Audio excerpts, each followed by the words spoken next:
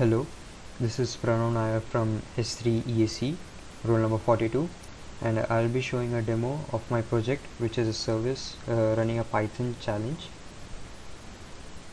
So as you can see, it's a Python 3 program with the following libraries. So you need these libraries in order to run this particular program, which is basically a service that needs to be running on a host machine so that the users on the same network can connect to it. Over here we initialize the socket for the service, and this line is added so that the service can run across all the network interface at port number 1337. So once a client or a user is connected to the service, their IP address and port number is printed, and the challenge function is executed. So the challenge is to decode some basic encodings that include base 64, hexadecimal and binary, and generate hashes that include MD5, SHA-1 and SHA-256, and all this needs to be done within 30 seconds. So once you accept the challenge, it will trigger a time function which is mainly responsible for terminating the connection after 30 seconds.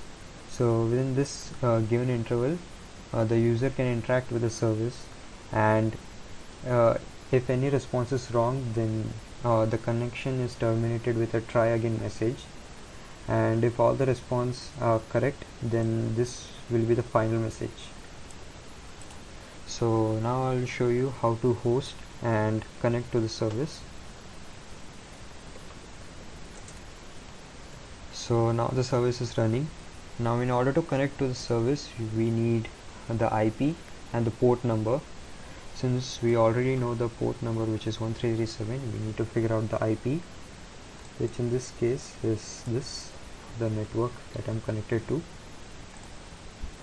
So using netcat at port 1337, we are connected to the service, and as you can see, the IP is same since we are on the same machine. The port is different.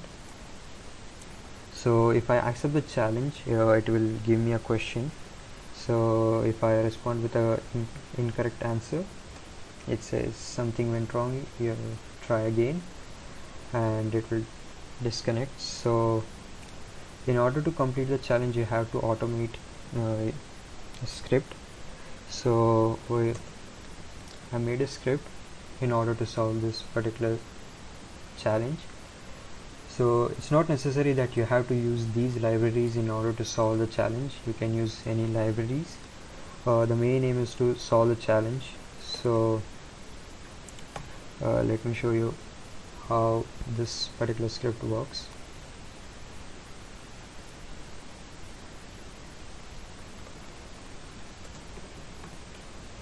So as you can see, the script receives data from the service, and corresponding to that it sends the data, and if all the responses are correct, it will show you the last final message, as you can see over here.